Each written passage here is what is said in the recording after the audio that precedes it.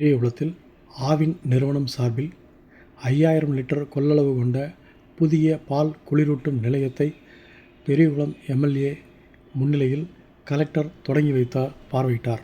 தேனி மாவட்டம் பெரியகுளம் தென்கரை பேரூராட்சியில் பால்வள மேம்பாட்டுக்கான தேசிய திட்டம் 2022-23 கீழ் 11,37,000 கட்டிட மதிப்பிலும் 17 லட்சம் இயந்திர மதிப்பீட்டிலும் என மொத்தம் 28,37,000 மதிப்பீட்டில் பால் குளிர்விப்பான் நிலையம் அமைக்கப்பட்டுள்ளது. இங்கு பால் உற்பத்தியாளர்கள் கூட்டுறவு சங்கம் மூலம் கறவை மாடு வளர்ப்போரிடமிருந்து நாள்தோறும் 5000 லிட்டர் பால் கொள்முதல் செய்யப்பட்டு குளிரூட்டப்பட்டு பல்வேறு இடங்களுக்கு பொதுமக்கள் பயன்பாட்டிற்கு அனுப்பி வைக்கப்படுகிறது என ஆவின் மூலம் தெரிவிக்கப்பட்டுள்ளது.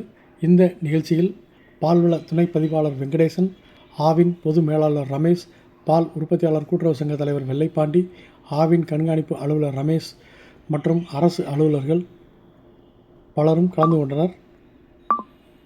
இந்த நிகழ்ச்சியில் பெரியகுளம் சட்டமன்ற உறுப்பினர் சபரி ஐங்கரன் முன்னிலை வகிக்க, தேனி மாவட்ட ஆட்சித்தலைவர் டாக்டர் வைத்தியநாதன் பால் குளிர்விப்பான் நிலையத்தை தொடங்கி வைத்து பார்வையிட்டார்.